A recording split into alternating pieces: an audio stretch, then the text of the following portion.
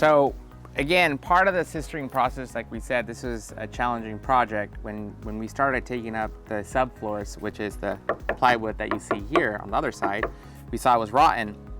So when we took the walls down, if you look, you'll see the little ledge over here that the new plywood comes all the way here flushed with the 2x4, which is this guy over here. So that's why we said, you know, the inspector allowed us to take this, you know, wall section by section down. That way we can put the new subfloor / plywood in. If we didn't do that and we just build a wall on top, what would happen over time is the old subfloor, which is the plywood, would deteriorate slowly, and the structural integrity of this wall would have been in jeopardy.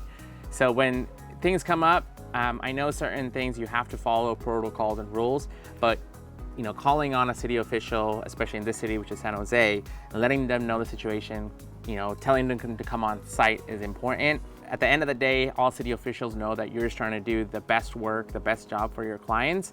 Even though there's certain rules and regulations in place, when they come and see the evaluation or evaluate, you know, the problem, they will tell you, hey, we don't have a choice. We sometimes have to take certain sections of the walls out.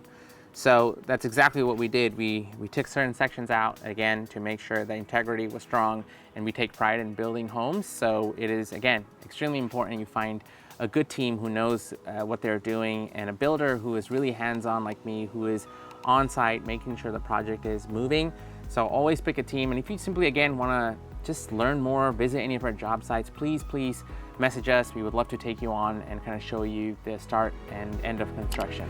Again, my name is JoJo with the SOJO team. If you want to learn more, see more, and know more, please follow us on our social media channels.